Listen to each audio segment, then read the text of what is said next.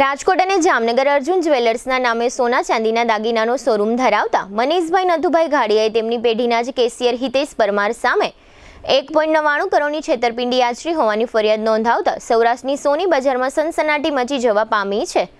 અર્જુન જ્વેલર્સમાં નોકરી કરતા હિતેશ પરમાર નામના કેશિયરે ગ્રાહકો પાસેથી અને પેઢીના નામના ખોટા વાઉચર બનાવ્યા હતા। ફરિયાદમાં જણાવ્યા પ્રમાણે અર્જુન જ્વેલર્સ શોરૂમમાં હિતેશ પરમારને તારીખ 12 ઓગસ્ટ 22થી કેશિયર તરીકેની નોકરી પર રાખ્યો હતો।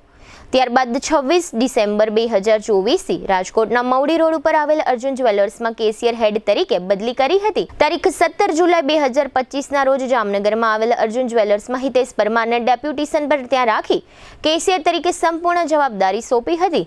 આમ અર્જુન જ્વેલર્સના જ કેશિયરે ગ્રાહકોનો વિશ્વાસ જીતીને ગ્રાહકો સાથે અને પેઢીના નામના ખોટા વાઉચર બનાવીને 1.99 કરોડ જેવી જંગી રકમની વિશ્વાસઘાત અને ઉચાપત કર્યાની ફરિયાદથી સમગ્ર સોની બજારમાં ખળભળાટ મચી ગયો છે। અર્જુન જ્વેલર્સ સાથે જોડાયેલા ગ્રાહકોના જીવ પણ અદ્ધર થઈ ગયા છે। અર્જુન જ્વેલર્સના ગ્રાહકોએ જમા કરાવેલી રકમ અર્જુન જ્વેલર્સના રેકર્ડમાં જમા ન થઈ હોવાની ઘણા ગ્રાહકોને ઘણા સમય બાદ ધ્યાન ઉપર આવતા ગ્રાહકો અર્જુન જ્વેલર્સ ખાતે દોડી ગયા હતા। તેમને પુરાવા રૂપે આપેલા વાઉચર અર્જુન જ્વેલર્સના ઓનર મનીષભાઈ ઘાડિયાને બતાવતા તેઓ પણ હિતેશ પરમારના નામના કેશિયર આ રીતની છેતરપિંડીથી ચોંકી ઉઠ્યા હતા। અત્રે ઉલ્લેખનીય છે કે અર્જુન જ્વેલર્સના 2 થી 3 શોરૂમ રાજકોટમાં આવેલા છે, તેમજ જામનગરના પીએન માર્ગ રોડ ઉપર પણ અર્જુન જ્વેલર્સના શોરૂમનું તાજેતરમાં જ ઉદ્ઘાટન થયું હતું। ઉદ્ઘાટન સમયે અર્જુન જ્વેલર્સે ખૂબ જ પ્રચાર પ્રસાર કરીને જામનગરમાં પોતાના જ્વેલર્સનું બ્રાન્ડિંગ કર્યું હતું।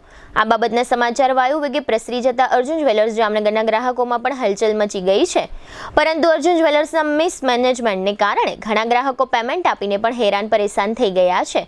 ગ્રાહકોએ અર્જુન જ્વેલર્સમાં જ પેમેન્ટ જમા કરાવ્યું હતું, જેથી તમામ પેમેન્ટની જવાબદારી અર્જુન જ્વેલર્સની જ રહે છે તેવો ગ્રાહકોનો સૂર ઉઠ્યો છે।